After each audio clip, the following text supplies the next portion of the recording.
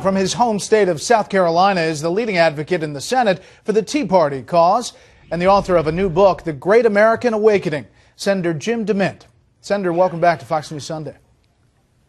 Hey, Brett, it's good to be with you. Thanks for having me. Senator, where do you think things stand ahead of tonight's meeting at the White House over a debt ceiling limit raise? Well, Brett, I'm afraid I'm not optimistic. I think the president's been gaming Republicans. He's been talking about this for 6 months, and the only proposal he's sent us is his budget to raise the debt $10 trillion. So it's hard to take him seriously here. There's a lot of things we need to do. We've talked about reforming Social Security, Medicare, the tax code. I, along with many other Republicans, have introduced legislation over the years to do just that. But what we really need to do, Brett, is recognize that the main problem here, the thing that's affecting our economy and jobs, is an overbearing government that's spending too much, it's borrowing too much, it's creating too much debt. So thousands of Americans and many Republicans in Congress are uniting around the idea is that we will give the president his increase in the debt limit in return for some reasonable cuts in spending this year, some caps in spending over the next 10 years, and his agreement to send a balanced budget amendment to the Constitution to the states for them to ratify. We can't solve the Social Security, Medicare tax issue this week, but we can agree that it's time to stop spending more than we're bringing in. Do you believe, Senator, that the country risks default or major economic consequences if the debt ceiling is not raised on August 2nd, by August 2nd? No, I don't. I think the Secretary Geithner has been irresponsible. He's playing Chicken Little here. The fact is we will pay our debts if it's the last dollar we have. There are enough assets in Social Security and Medicare to pay the benefits of those programs for several years. Other programs can be funded from tax revenue. There'd certainly be disruption, Brett, but this is not a deadline that we should rush and make a bad deal and do something that cuts benefits from seniors without giving them better choices. But what we need to do, Brett, we're not going to get these programs reformed and all this done in 2 weeks, is let's agree that the problem is spending in debt, and let's agree to stop spending more than we're bringing in, not this year, not next year, but let the states decide that sometimes over the next 6 to 10 years is bring our budget into balance. 49 states have to balance their budget, and they have to make the tough decisions every year. We never make the tough decisions because we don't have to balance our budget. Senator, I'll talk about that in a second, but on the August 2nd deadline, Speaker Boehner said this Friday, quote, "While some think we can go past August 2nd, I frankly think it puts us in an awful lot of jeopardy and puts our economy in jeopardy, risking even more jobs." You disagree with the Speaker? Well, if the President and Secretary Geithner have not planned for contingencies, and we've sent them letters to tell them they needed to, there would certainly be disruption. But the President's required by law to pay our debts. He's required to pay Social Security and Medicare. I know he's going to try to frighten seniors and frighten other Americans that something terrible is going to happen. But we're willing to give the President an increase in the debt limit. But Democrats in Congress are going to have to work with us on some reasonable cuts and give the states the opportunity to vote on a balanced budget amendment. Yeah. This is not asking too much right now. We're not asking them to make radical cuts anywhere, but to agree with us that the American people and the states should be able to finally decide if we're going to balance our budget. Senator, we've been talking about this financial cliff before, not just in the past few months. Here's another quote for you. Quote, "The full consequences of a default, or even the serious prospect of default by the United States, are impossible to predict and awesome to contemplate.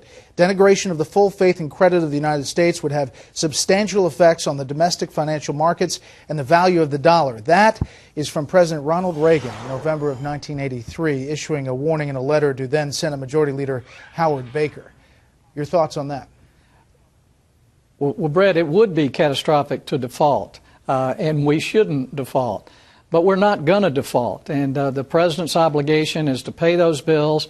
And if they have to have contingency plans to make sure other functions of government go on, again, we want to give the President his increase in debt limit. But we need to make it at least one of the last times, Brett.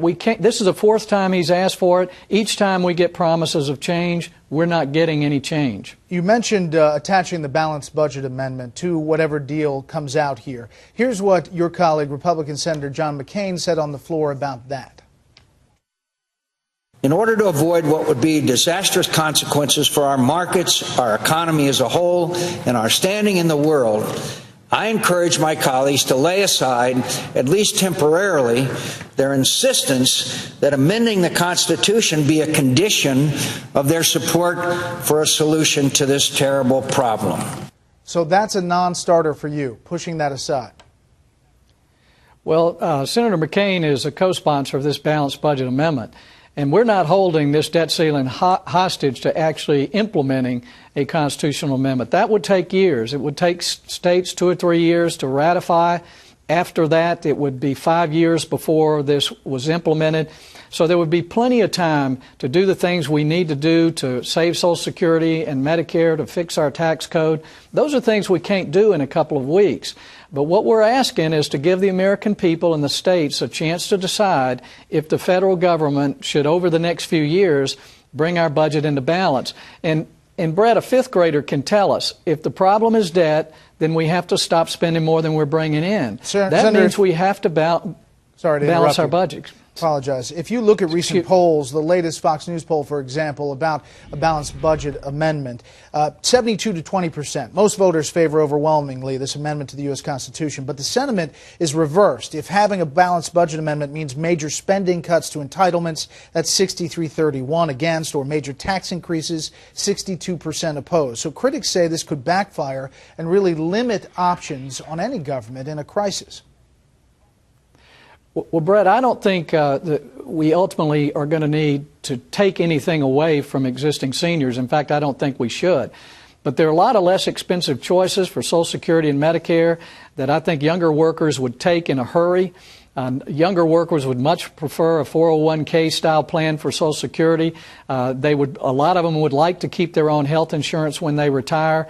This would save the federal government money and give people better choices. But these things we're going to have to work out over several years, and we need to have good open hearings in Congress. We're not going to do it in the next couple of weeks. But we're also not going to do it, Brett, if we don't agree that at some point in the future we need to balance our budget. That's what we need to do first. Yeah. I have to do it in my home. I had to do it in my business. You have to decide what your budget is. Then you decide what you can do, what you can spend money on. Right now, this is irrational just to decide everything we want to do and then how much we're going to borrow to make that happen. Senator, only 12 senators have signed on to your cut, cap, and balance plan. 8 presidential candidates have, including Mitt Romney, former Massachusetts governor. You supported him in the 2008 South Carolina primary. But Tea Party favorite Congresswoman Michelle Bachmann has not signed on to this. What about that, and will you endorse a candidate this time around?